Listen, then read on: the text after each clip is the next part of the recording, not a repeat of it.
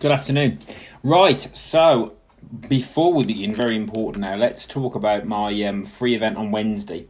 So Wednesday at 7, free event, how to improve your relationship with food and never go on a diet again, where I'll be talking about some key principles you can take away just to help you to basically improve your relationship with food. Now, if you're the type of person that struggled with diets in the past or eating well, or because you've tried so many diets, your relationship with food has deteriorated, this is going to be the session for you. However, based on some questions I've had, let me just clear one thing up. There's going to be nothing sold at this session. So there's going to be no crappy supplements or some quick fix nonsense. This is the opposite of that. This is for people who've been through all that crap and want to learn some key principles that I've used to keep weight off for 15 years and how I help people do it the same.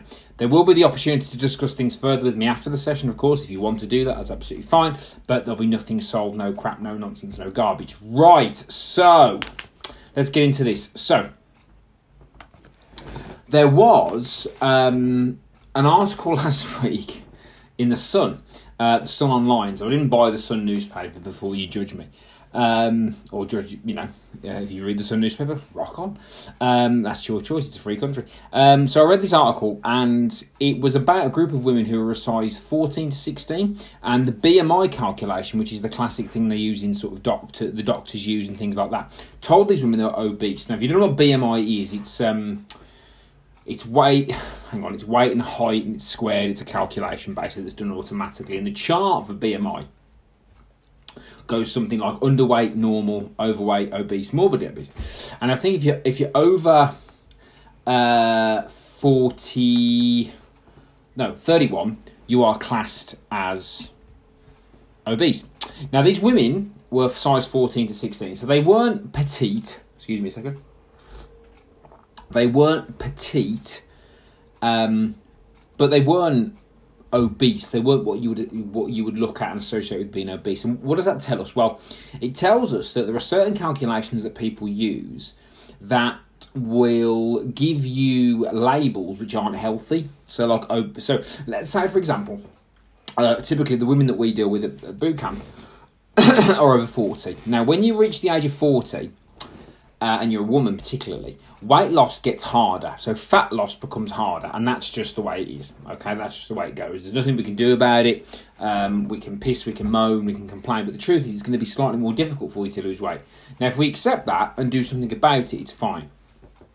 But what we have to accept is that the weight's not going to drop off us. So we could be keeping really active, we could be eating well, we could be doing all the things that we need to do, but the weight might not be dropping off as quick as we can. However, if you go to the doctors, they're just going to carte blanche it, look at you, put you on a scale and go, you're obese, based on this calculation.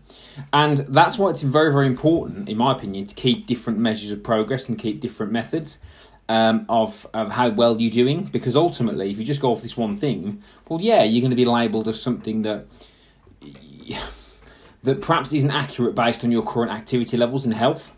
Because being healthy is about being active. It's about not putting too many toxins into your body. That's what health is. When I say too many, I don't mean you're perfect or you're some smoothie drinking, meditating, tai chi doing thing, which is fine if you want to do that. But people oftentimes associate health with this optimum level. And not everybody's going to get to optimum, but to be healthy, you just need to do more good stuff, make more good decisions than you do bad. And the main one for me has always been eat better, eat less, move a bit. And if you're doing those three things and you're measuring your progress and you're happy with that, then that's all you can do. But if you going to the doctor and they stick you on a scale with some generic thing and say you're obese, well, you've got to look at that and look at that in conjunction with everything else that you're doing. And just remember as well that if it jiggles, it's fat. So this whole thing about muscle weighing more than fat is nonsense. That's like saying £10 notes is £10 notes worth more than £10 coins. If it jiggles, it's fat. And if you're losing body fat, you've got to be patient. If you're a little bit older, like I am, over 40, you've got to be a little bit more patient. And sorry to say that, but it's true. So just be careful with these things and make sure that you're looking at the overall picture, which again is something I will be talking about on Wednesday night, 7 p.m, in Harborne for free. So particularly if you are a woman over the age of 40 and you have struggled with eating well and diets and all these things, this is the session for you. We have got a couple of spaces left.